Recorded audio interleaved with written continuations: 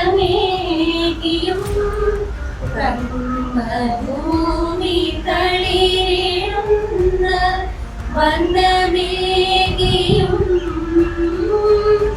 നമ്മിൽ വാഴുമാനിനാമം ഇന്നു വാഴ്ത്തിടാം.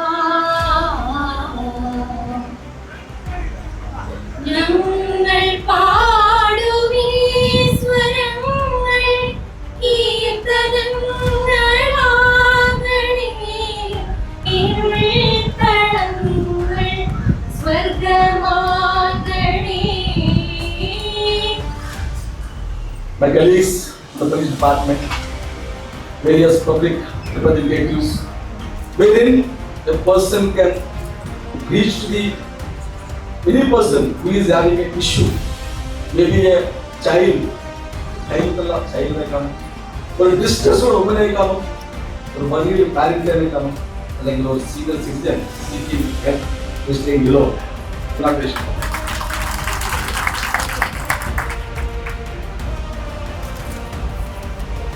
കേരള പോലീസിന്റെ ഏറ്റവും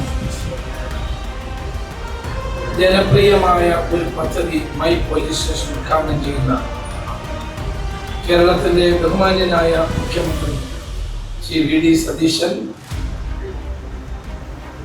കേരളത്തിന്റെ പ്രിയങ്കരനായ ആരോഗ്യ വകുപ്പ് മന്ത്രി Shri K Muraleedharan, honourable mayor of Trivandrum corporation Shri V V. Rajesh, home secretary Minhaj Alam IAS, additional chief secretary home, DGPM state police ചീഫുമായ Shri Ravada Azad Chandrasekhar, director general police retired Shri Hemachandran IPS, additional director general of police and nodal officer of my police station Shri P. Vijayan, DIG and Commissioner of Police Thiruvananthapuram city Arul B. Krishna, TK Vinod Krishnan inspector station house, SHO Peroorkada, ഉയർന്ന police ഉദ്യോഗസ്ഥന്മാരെ, പ്രിയപ്പെട്ട സഹോദരി സഹോദരന്മാരെ, സുഹൃത്തുക്കളെ, കേരള പോലീസിന്റെ ചരിത്രത്തിലെ അവിസ്മരണീയമായ ഒരു കാൽവയ്പാണ് മൈ പോലീസ് സ്റ്റേഷൻ എന്നത്. കേരളത്തിൽ മൊത്തം 484 പോലീസ് സ്റ്റേഷനുകളാണ് ഇന്ന് നിലവിലുള്ളത്. ഇന്ന് ബഹുമാനായ മുഖ്യമന്ത്രി ഉദ്ഘാടനം ചെയ്ത ഈ ചടങ്ങ് കേരളത്തിലെ എല്ലാ പോലീസ് സ്റ്റേഷനിലും പോലീസുകാരും ജനമൈത്രി അംഗങ്ങളും MLA-മാരടക്കമുള്ളവർ വീക്ഷിക്കുക. മൊത്തത്തിൽ ഈ പദ്ധതി 1000 കേന്ദ്രങ്ങളിലാണ് ഇന്ന് പോലീസ് പേരൂർക്കടയിലെ ഈ ഉദ്ഘാടന ചടങ്ങ് കാണിച്ചുകൊണ്ടിരിക്കുന്നത്. എക്കാലത്തും രാജ്യത്തിനാകെ മാതൃകാപരമായ ഒരു പോലീസ് സംവിധാനമാണ് കേരളത്തിലുള്ളത്. ലോകത്തെ തന്നെ ഏറ്റവും ആദ്യത്തെ വനിതാ പോലീസ് സ്റ്റേഷൻ ആരംഭിച്ചത് കോഴിക്കോടാണ്. നമുക്കറിയാം, ഇന്ന് സുതാര്യമായ നിയമ നിർവഹണ സംവിധാനമാണ് കേരള പോലീസ്. ഈ നേട്ടങ്ങളിലെല്ലാം നമുക്ക് അഭിമാനിക്കാം. അത് നമുക്ക് എല്ലാവർക്കും സംതൃപ്തി നൽകുന്ന ഒരു കാര്യമാണ്. ഒരേ കളറിലുള്ള പോലീസ് സ്റ്റേഷനുകളായി മാറുകയാണ് 484 പോലീസ് സ്റ്റേഷൻ. കളറ് മാറുക മാത്രമല്ല, പ്രവർത്തനത്തിലും മാറ്റം വരികയാണ്. ഒരു പോലീസ് സ്റ്റേഷനിൽ ആരെങ്കിലും ചെന്നാൽ പഴയ കാലത്ത് വേണ്ടത്ര സൗഹൃദത്തോടെ അവരെ പെരുമാറത്തില്ല എന്ന പരാതി. ഇന്ന് പോലീസ് സ്റ്റേഷനിലേക്ക് ചെന്നാൽ അവരെ സ്വാഗതം ചെയ്യുന്ന, അവർക്ക് ഗുഡ് മോർണിംഗ് പറയുന്ന, അവരെ സ്വീകരിക്കുന്ന, അവരോട് ഇരിക്കാൻ പറയുന്ന ഒരു പ്രവർത്തന ശൈലിയിലൂടെയാണ് പരാതിയുമായി വരുന്ന ആളുകളെ പോലീസ് സ്വീകരിക്കാൻ പോകുന്നത്. അകവും കുറവുമുള്ള മാറ്റം, അത് പ്രവർത്തനത്തിലുള്ള മാറ്റം തന്നെയാണ്. ഇന്ന് ഓപ്പറേഷൻ തുഫാൻ തുടങ്ങിയിട്ട് 75 ദിവസമായി. ഈ 75 ദിവസത്തിനുള്ളിൽ 10,000-ത്തിലധികം ആളുകളെ അറസ്റ്റ് ചെയ്തു. 7,000-ഓളം കേസുകൾ രജിസ്റ്റർ ചെയ്തു. കോടിക്കണക്കിന് രൂപയുടെ ലഹരി പദാർത്ഥങ്ങൾ പിടിച്ചു. കേരളം കണ്ട ഇന്ത്യയിലെ തന്നെ ഏറ്റവും വലിയ നർക്കോ ഹണ്ടായി ഓപ്പറേഷൻ തുഫാൻ മാറിയത് ജനങ്ങളുടെ പിന്തുണയുള്ളത് കൊണ്ടാണ്. ജനങ്ങളാണ് ഇതിന്റെ പിന്നിൽ.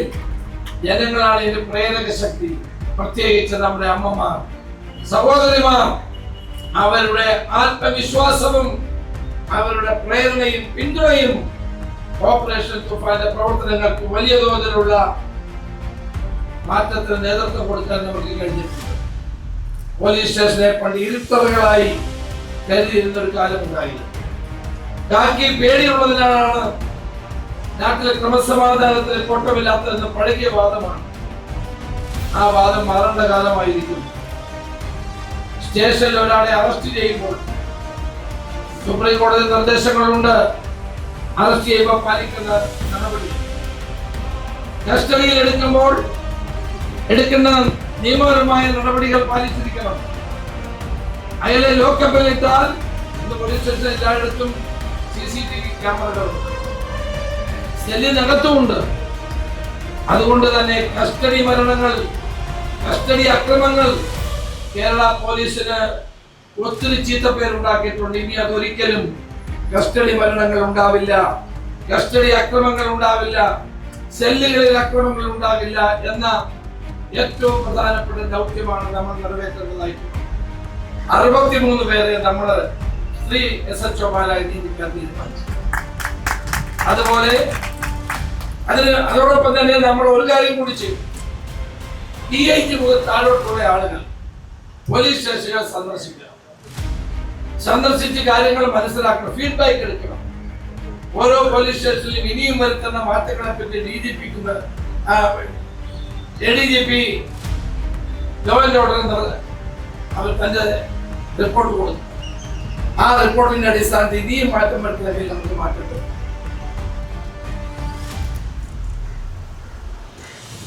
ഏറ്റവും ബഹുമാന്യനായ അധ്യക്ഷൻ, സംസ്ഥാന ആഭ്യന്തര വകുപ്പ് മന്ത്രി ശ്രീ രമേശ് ചെന്നിത്തല, പ്രിയങ്കരായ ആരോഗ്യമന്ത്രി ശ്രീ K. മുരളീധരൻ, പ്രിയപ്പെട്ട നമ്മുടെ മേയർ ശ്രീ V.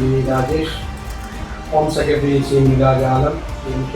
ജനേന്ദ്രൻ TPS, നമ്മുടെ PDP ശ്രീ യുവരാജ് ചന്ദ്രശേഖർ, സന്തോഷകരമായ പ്രഭാതമാണ്. മൈ പോലീസ് സ്റ്റേഷൻ എന്നൊരു പുതിയ സംരംഭത്തിൽ സംസ്ഥാനത്തെ ആരോഗ്യ വകുപ്പ് തുടക്കം കുറിച്ചിരിക്കുകയാണ്. ഞാൻ കരുതുന്നത് കഴിഞ്ഞ 75 ദിവസം കൊണ്ട് കാസർഗോഡ് മുതൽ തിരുവനന്തപുരം വരെ തൂഫാൻ ആഞ്ഞടിച്ചതുപോലെ മൈ പോലീസ് സ്റ്റേഷനുകൾക്ക് ഒരു പുതിയ സംസ്കാരമായി കേരളത്തിലെ ജനങ്ങളുടെ ഹൃദയത്തിൽ സ്ഥാനമുണ്ടാക്കാൻ, പോലീസിന് സ്ഥാനമുണ്ടാക്കാൻ പോകുന്ന ഒരു പുതിയ പദ്ധതിയായി തീരുന്നത്.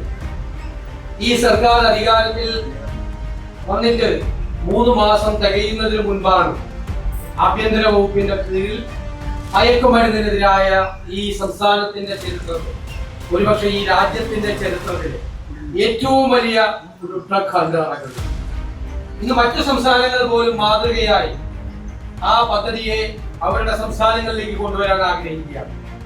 ദക്ഷിണേന്ത്യൻ സംസ്ഥാനങ്ങളിലെ മുഖ്യമന്ത്രിമാരുമായി ഞങ്ങൾ ബന്ധപ്പെട്ടപ്പോൾ അവരെല്ലാം പൂർണ്ണമായ സഹകരണമാണ് അതിന് വാഗ്ദാനം നൽകിയത്. തീർച്ചയായും മയക്കുമരുന്നിൽ നിന്ന് കേരളത്തിന്റെ യുവത്വത്തെ രക്ഷിക്കാൻ വേണ്ടിയിട്ടുള്ള കേരള പോലീസിന്റെ ശ്രമങ്ങൾ ലോകത്തിന് തന്നെ മാതൃകയായി മാറുമെന്നാണ് എന്റെ പ്രതീക്ഷ. പോലീസ് ഒരു സുഹൃത്താണ്. നമുക്ക് ഒരു സഹായം വേണ്ടി വരുമ്പോൾ ഓടിയെത്തുന്ന ഒരു ബന്ധുവാണ് എന്നുള്ള നിലയിലേക്ക് കേരള പോലീസിനെ മാറ്റാൻ വേണ്ടിയിട്ടുള്ള ആഭ്യന്തര വകുപ്പിന്റെ ശ്രമമാണ് മൈ പോലീസ് സ്റ്റേഷൻ. എന്റെ പോലീസ് സ്റ്റേഷനാണ്. എനിക്ക് സംരക്ഷണം നൽകുന്ന, എനിക്ക് തണൽ നൽകുന്ന, എന്നെ ചേർത്ത് നിർത്തുന്ന, എനിക്കൊരു സങ്കടം വരുമ്പോൾ എന്റെ കൂടെ ഓടിയെത്തുന്നതാണ് പോലീസ് എന്നുള്ളൊരു പുതിയ ആധുനിക കാലത്തെ മോഡേൺ കൺസെപ്റ്റാണ് ഈ മൈ പോലീസ് സ്റ്റേഷനിലൂടെ സംസ്ഥാനത്തിന്റെ ആഭ്യന്തര വകുപ്പ് മുന്നോട്ട് വയ്ക്കുന്ന ആശയം. ഞാൻ ഈ പ്രധാനപ്പെട്ട പദ്ധതി നേതൃത്വം കൊടുക്കുന്ന ആഭ്യന്തരമന്ത്രി ശ്രീ രമേശ് ചെന്നിത്തലയെയും പോലീസ് സേനയിലെ നേതൃത്വത്തെയും ഞാൻ പ്രത്യേകമായി അഭിനന്ദിക്കാൻ ഈ അവസരം ഉപയോഗിക്കുന്നു. 2-3 കാര്യങ്ങൾക്കാണ് ആളുകൾ പോലീസ് സ്റ്റേഷനിൽ വരുന്നത്. ഒന്ന്, പരാതി കൊടുക്കാൻ. രണ്ട്, ഒരു ക്രൈം നടന്നാൽ അതിന്റെ ഇൻഫർമേഷൻ കൊടുക്കാം. ഇങ്ങനെ ഒരു ക്രൈം നടന്നു എന്നുള്ള പരാതി പറയാം. അത് ചിലപ്പോൾ അഗ്നിയുടെ പാർട്ടിയാകണമെന്നില്ല, ആ കുറ്റകൃത്യത്തിന് ഇരയായ ഒരാളാകണമെന്നില്ല, മറ്റൊരാൾക്ക് പോയി കൊടുക്കാം. മൂന്നാമത് വരുന്നത് പല സർട്ടിഫിക്കറ്റുകൾക്കും മറ്റു കാര്യങ്ങൾക്കും, പോലീസ് വെരിഫിക്കേഷൻ സർട്ടിഫിക്കറ്റ്, പാസ്പോർട്ടിന്റെ കാര്യം, ഇതുപോലുള്ള കാര്യങ്ങൾക്കാണ് ചെല്ലുന്നത്. ആ പോലീസ് സ്റ്റേഷനിൽ ചെല്ലുന്ന ആളുകളിൽ പ്രായമായ ആളുകളുണ്ട്, സ്ത്രീകളുണ്ടാവും, ചെറുപ്പക്കാരുണ്ടാവും, കുട്ടികളുണ്ടാവും, പലതരത്തിലുള്ള സ്വഭാവത്തിലുള്ള ആളുകളുണ്ട്. ആദ്യം പോലീസ് സ്റ്റേഷനാണെന്നുള്ള ധാരണ വരണമെങ്കിൽ അവരോട് സൗമ്യമായും സ്നേഹമായും ഇടപെടണം. പോലീസിൽ പരാതി കൊടുക്കാൻ ഒരാൾ ചെല്ലുമ്പോൾ ഇത് ഇവിടെ നിന്ന് എനിക്കൊരു നീതി കിട്ടും എന്നുള്ളൊരു ബോധ്യം അവർക്കുണ്ടാക്കണം. എങ്കിലും ഒരു കുറ്റകൃത്യ വാസനയുണ്ട്. ആ കുറ്റകൃത്യ വാസനയെ ഒരു പരിധിവരെ നിയന്ത്രിക്കുന്നത് ഈ പോലീസ് എന്നുള്ള ഒരു ഡിഫറൻറ്റ് ഫാക്ടറാണ്. അതിനെ നിലനിർത്തിക്കൊണ്ട് തന്നെ അന്വേഷിച്ച് കുറ്റകൃത്യങ്ങൾ കണ്ടുപിടിക്കും എന്ന് നിലനിർത്തണം. ഇന്ന് ലോകത്ത് എല്ലായിടത്തും കുറ്റവാളികൾ തന്നെ വളരെ അഡ്വാൻസ്ഡ് ആണ്.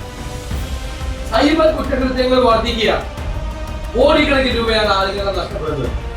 ഞാൻ 23 വർഷം മുമ്പ് ഒരു പഠന പര്യടനത്തിനായി അമേരിക്കയിലേക്ക് USA യാത്ര ചെയ്തു.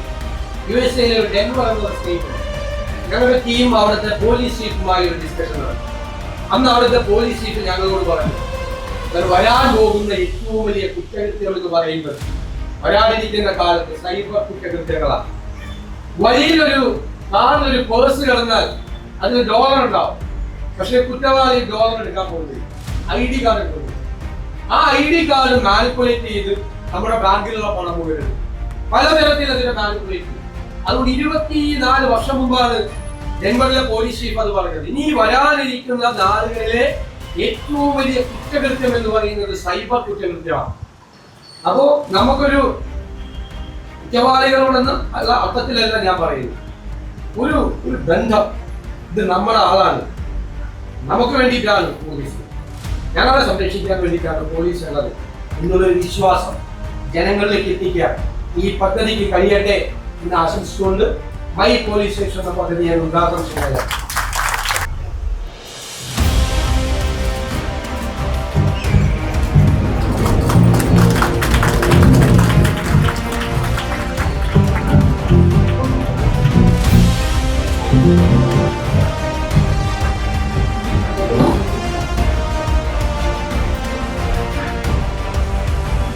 എന്റെ പോലീസ് സ്റ്റേഷൻ എന്ന ഹൃദയം തൊട്ട് ജനങ്ങൾ പറയുന്ന ഒന്ന്, അതാണ് മൈ പോലീസ് സ്റ്റേഷൻ. ഈ ആശയം അവതരിപ്പിക്കുന്ന കോൺസെപ്റ്റ് വീഡിയോ ബഹുമാനപ്പെട്ട ആഭ്യന്തര വകുപ്പ് പ്രകാശനം ചെയ്യുന്നു.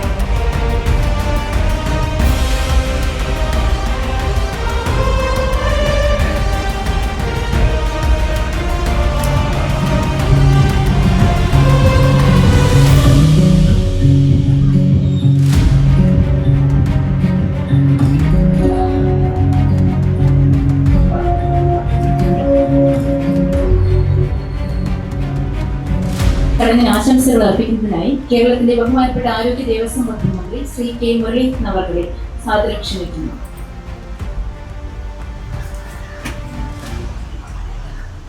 ബഹുമാനപ്പെട്ട യോഗത്തിന്റെ അധ്യക്ഷൻ ആഭ്യന്തരമന്ത്രി ശ്രീ രമേശ് ചെന്നിത്തല അവരുടെ മൈ പോലീസ് സ്റ്റേഷന്റെ ഉദ്ഘാടനം നിർവഹിച്ച ബഹുമാനപ്പെട്ട മുഖ്യമന്ത്രി ശ്രീ V.D. സതീശൻ അവരുടെ സ്വാഗതം ആശംസിച്ച DGP ശ്രീ രഘുനാഥ് ചന്ദ്രശേഖർ, നമ്മുടെ മേയർ ശ്രീ V.B. രാജേഷ് ഉൾപ്പെടെ ഈ ചടങ്ങിൽ സംബന്ധിക്കുന്ന വിശിഷ്ട വ്യക്തികളെ, സഹോദരി സഹോദരന്മാരെ, വിദ്യാഭ്യാസ വിദ്യാർത്ഥന്മാരെ, മാധ്യമ സുഹൃത്തുക്കൾ, വളരെ പ്രധാനപ്പെട്ട ഒരു ചടങ്ങിൽ ഈ വേദി പങ്കിടാൻ കഴിഞ്ഞതിൽ വളരെ സന്തോഷവും, പ്രത്യേകിച്ച് ഒരു പുതിയ പ്രോജക്റ്റ് ആദ്യമായി നടപ്പാക്കുന്നത് ഈ നിയോജകമണ്ഡലത്തിലാണ് എന്നത് ജനപ്രതിനിധി എന്ന നിലയിൽ വളരെ സന്തോഷം നൽകുന്നത്. ഏറ്റവും അധികം പരാതികൾ വരുന്നൊരു സ്റ്റേഷനാണ് തിരുവനന്തപുരം പോലീസ് സ്റ്റേഷൻ. അതുകൊണ്ട് തിരുവനന്തപുരം നഗരത്തിൽ ഏറ്റവും കൂടുതൽ പരാതി കിട്ടുന്ന ഒരു പോലീസ് സ്റ്റേഷൻ. പുതിയ മൈ പോലീസ് സ്റ്റേഷൻ പദവി പ്രകാരം പരാതി പറയാൻ വരുന്നവർക്ക് മാന്യമായ ഒരു സ്വീകരണം മറ്റുമാണ് ഇതുകൊണ്ട് ഉദ്ദേശിക്കുന്നത് എന്നത് വളരെ ഒരു മാറ്റത്തിൻ്റെ ഒരു ലക്ഷണം. ഇപ്പോൾ കേരള പോലീസിൻ്റെ എല്ലാത്തിനും കുറേ മാറ്റങ്ങളൊക്കെ വരുന്നുണ്ട്.